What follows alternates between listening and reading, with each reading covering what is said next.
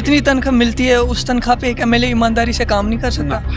नहीं कर पाता। ये लोगों का ये सवाल है कि जो हमारे रिप्रेजेंटेटिव्स हैं, एमएलएज हैं, वो असेंबली में जाके हमारी बात करनी चाहिए, वो वहाँ पे अपनी तनख्वाह बढ़ाने की बात करें। हम वहाँ वो लोग की बात करते हैं ना, लेकिन ईमानदारी की बात करेंगे ना। अगर मैंने कमीशन लेना शुरू किया, क्या फ़ायदा? अच्छा, आप सैलरी की क्या मांग कर रहे हैं? उधर मैंने कहा हाँ सैलरी की बात हो रही है, पैसा बहुत कम है हमें। फिर उन्होंने बोला कि आपको कितना तक होना चाहिए? मैंने कहा 5 लाख तक होना।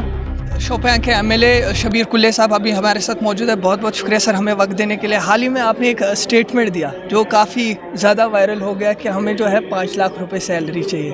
क्या आपको लगता है ये जेन्युइन डिमांड थी, वो भी इस बजट के हिसाब से? मैंने नहीं कहा 5 लाख चाहिए, जब मैंने कहा मुझे चाहिए। सवाल आप किसी ने किया मुझे कि आप सैलरी की क्या अंदर बात चल रही थी सैलरी बढ़ाने की। महराज साहब मलिक ने बात की थी। फिर मैं जब बाहर आया तो उन्होंने पूछा आप सैलरी की क्या मांग कर रहे हैं उधर। मैंने कहा हाँ सैलरी की बात हो रही है, पैसा बहुत कम है हमें। फिर उन्होंने बोला कि आपको कितना तक होना चाहिए? मैंने कहा 5 लाख तक होना चाहिए। मैंने नहीं कहा कि मुझे 5 लाख ही चाहिए, मैंने कहा 5 लाख तक होना चाहिए। तो यही फिर वो, लेकिन उसके साथ मैंने ये भी कहा कि ईमानदारी से एमएलए को काम करना है। तो जितनी तनख्वाह मिलती है उस तनख्वाह पे एक एमएलए ईमानदारी से काम नहीं कर सकता? नहीं कर पाता। कितनी सैलरी मिलती है एक एमएलए को? एक एमएलए को 60-70 हज़ार सैलरी मिलती है। 60-70 हज़ार और अलाउंसेस वगैरह? और वो भी बंदे 70,000, अलाउंसेस भी 70,000, तो मानो 1,40,50,000 तक मिलता है। और उसके बावजूद भी गवर्नमेंट बहुत ज़्यादा खर्चे देते हैं। कौन से बस इतना ही देती है टोटल में इतना आने जाने का पेट्रोल का खर्चा भी तो गवर्नमेंट कहाँ देता? वही तो हम कह रहे हैं, वो लेफ्टिनेंट गवर्नर ने वापस कर दिया, अब हमें घर से ही देना पड़ता है। तो कहीं ना कहीं लोगों का ये सवाल है कि जो हमारे रिप्रेजेंटेटिव्स हैं, एमएलएज हैं, वो असेंबली में जाके हमारी बात करनी चाहिए, वो वहाँ पे अपनी तनख्वाह बढ़ाने की बात करें। हम वहाँ वो लोग की बात करते हैं ना, लेकिन ईमानदारी की बात करेंगे ना। अगर मैंने कमीशन लेना शुरू किया, क्या फ़ायदा है?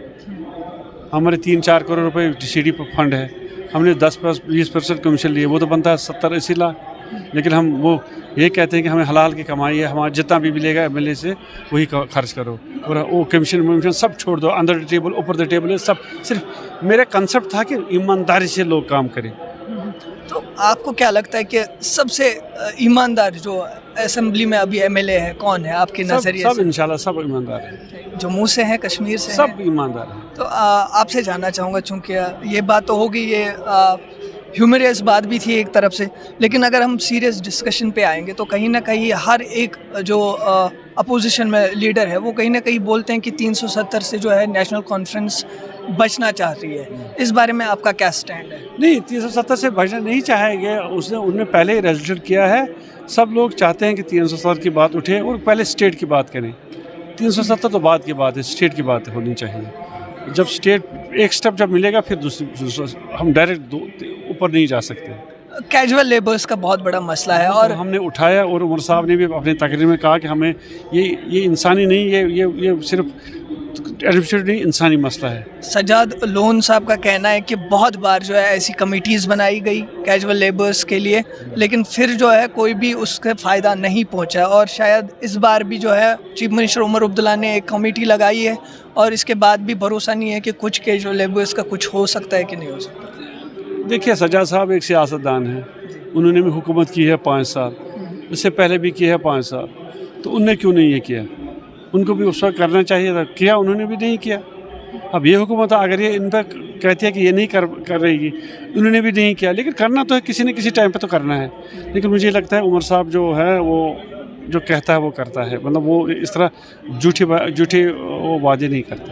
आपसे जानना चाहूँगा कौन से ऐसे मसले हैं, इश्यूज़ है बड़े बड़े जो नेशनल कॉन्फ्रेंस चाहेगी कि सबसे पहले वो उन इश्यूज़ पे जो है काम हो जाए, वो इश्यूज़ को जो है एड्रेस किया जाए? स्टेट का इशू है वो एड्रेस हो जाए, स्टेट का इशू सबसे बड़ा इशू है, और एनवायरमेंटल इशू है वो भी होना चाहिए। बहुत इश्यूज़ है, इंडस्ट्रीज़ है, माइनिंग है, जो लूट खसोट पिछले सालों में हुआ वो बंद करना है, तो काम करना है। जो मिनरल्स लोगों ने लूट के लिए दरिया, जहाँ जो भी हमारा सोना जो हमारे डिपॉजिट थे दरियाओं में, वो सब ले गए, ठेकेदारी करके ले गए। अगर आपके शोपियां कॉन्स्टिट्यूंसी की बात करेंगे तो कौन से ऐसे खतरनाक मसले हैं जिनको आपको जो है पहले एड्रेस? माइनिंग है ना, यही माइनिंग, वहाँ में रमियारा बहुत बड़ा है, उसको भी उन्होंने बहुत नुकसान पहुँचा है। تو اس کا بہت بڑا ایشو ہمارا بن گیا, وہی تو کرنا ہے ٹھیک. اسی طرح باقی چیز بھی ہے, پانی کا مسئلہ ہے, پانی پینے کا پانی کا مسئلہ ہے, بہت سے مسئلے جو پچھلے 7-8 سال سے نہیں ہوئے وہ کرنے ہیں, بہت امپورٹنٹ ایشوز ہیں.